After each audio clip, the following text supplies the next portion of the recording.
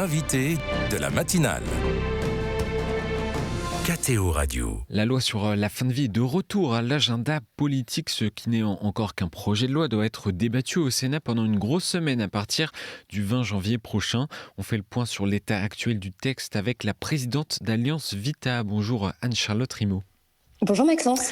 Merci d'être avec nous ce matin. Alliance Vita, association fondée en 1993 et qui défend la dignité de toute vie humaine. On va interroger avec vous l'importance de l'information des Français autour de la fin de vie, l'importance de la formation aussi autour de cette question. On va y revenir d'abord, petit récapitulatif d'où on en est de ce projet de loi.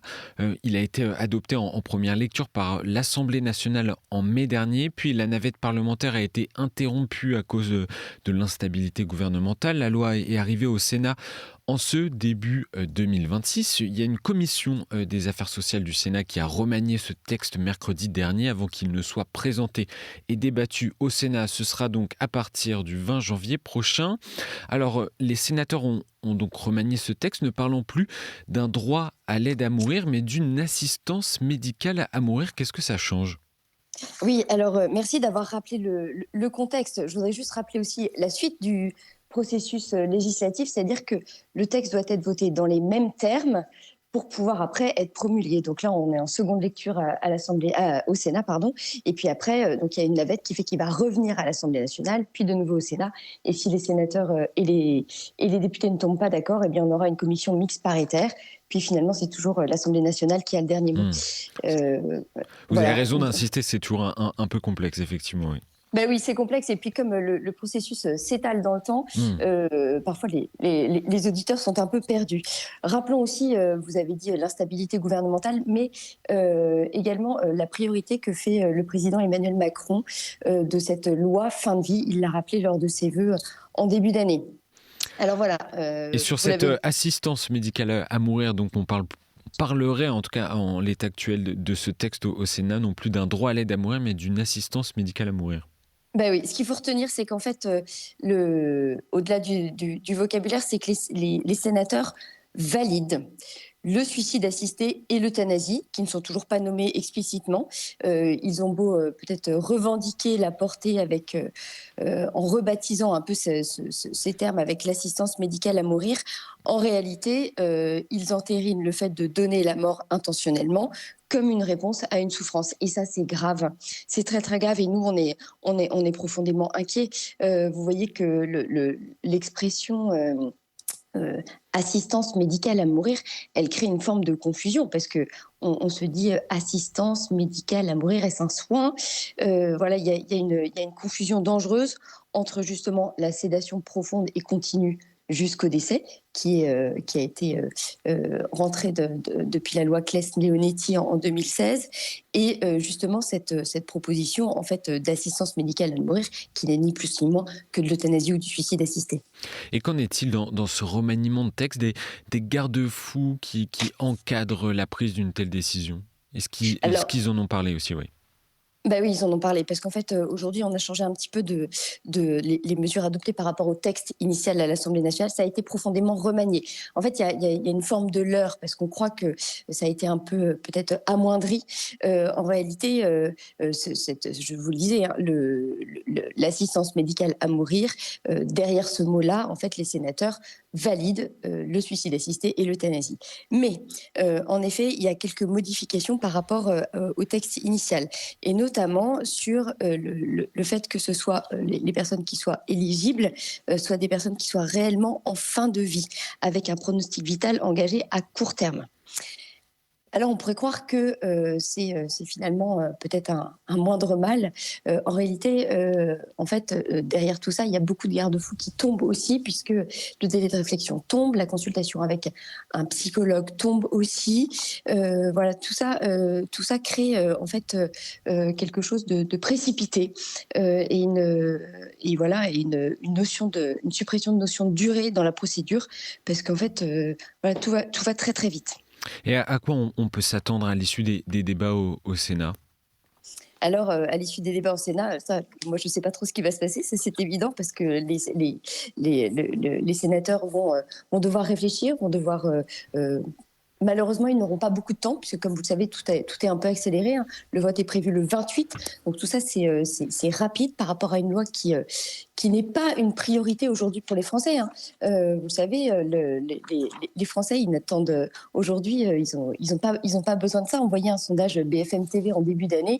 Les priorités des Français, c'est le pouvoir d'achat, l'amélioration du système de santé, la sécurité, absolument pas la légalisation de l'euthanasie. Voilà, peut-être que les sénateurs vont quand même remarquer que dans ce texte, il y a une forme déjà cette confusion dangereuse qui est introduite entre la sédation profonde et continue jusqu'au décès et l'euthanasie. En fait, on a l'impression que dans cette proposition, l'euthanasie et la pratique de l'euthanasie ou du suicide assisté serait la continuité de la sédation profonde et continue jusqu'au décès. Je tiens à rappeler que cette sédation profonde et continue jusqu'au décès, dans cette pratique-là, c'est-à-dire que les médecins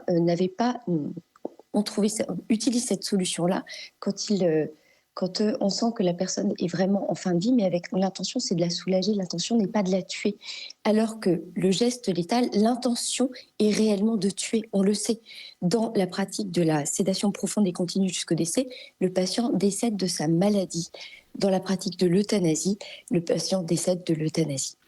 Ce n'est pas la première fois ces derniers mois, hein, bien sûr, qu'on parle de ce projet de loi sur la fin de vie. Pourquoi il est important de continuer à le faire, d'en parler, de continuer à informer sur la fin de vie ? Oui, dans cette proposition de loi sur la fin de vie, en fait, si c'est important de former et d'informer, c'est qu'on est tous concernés. Voilà, je crois qu'on sera tous, s'il y a quelque chose qui est universel, c'est qu'on sera tous un jour confrontés à notre mort. On a été confrontés, pour la plupart d'entre nous, à la mort d'un proche.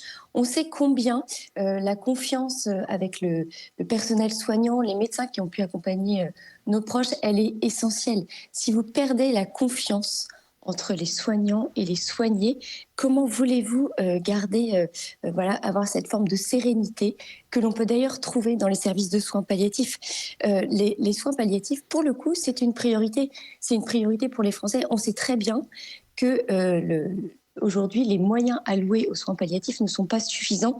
Je rappelle que 20 départements sont dépourvus en France d'unités de soins palliatifs et que finalement, la moitié des patients qui auraient besoin de soins palliatifs n'y ont pas accès. C'est énorme. Et, vous avez parlé d'une enquête BFM TV. Je voulais en citer une autre, Anne-Charlotte Rimaud, publiée en décembre dernier par les associations familiales catholiques, qui met notamment en avant la méconnaissance des Français sur le sujet de la loi sur la fin de vie et du cadre général d'un suicide assisté. Comment vous analysez ce constat ? Les Français n'ont pas été assez avertis, informés ? Alors, je pense que les Français, finalement, peut-être se découragent de se former ou de s'informer sur ce sujet-là. Vous voyez, on a parlé de vocabulaire en début d'interview. En fait, rien n'est clair.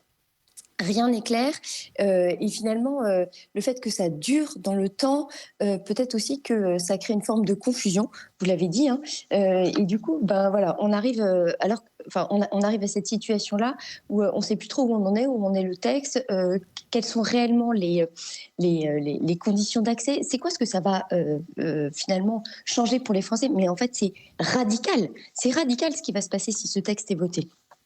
Et ces réflexions sur la fin de vie seront notamment donc au programme des universités de la vie qu'Alliance Vita organise chaque année, Anne-Charlotte Rimaud. Elles ont lieu le 19 janvier, le 26 janvier et le 3 février prochain. C'est sous forme d'un cycle de conférences sur les enjeux actuels de la bioéthique. Qu'est-ce qui est prévu sur la fin de vie, justement ? Alors, merci de le rappeler. En fait, avec Alliance Vita, nous avons 3 missions. Écouter, former, mobiliser. Voilà, je crois que sur la partie mobilisation, j'ai pu vous expliquer ce qu'on pouvait faire, notamment en alertant les sénateurs, parce que je voudrais conclure quand même sur le sujet de la fin de vie. Nous, on appelle vraiment les citoyens à alerter les sénateurs sur la dangerosité de ce texte de proposition de loi sur la fin de vie.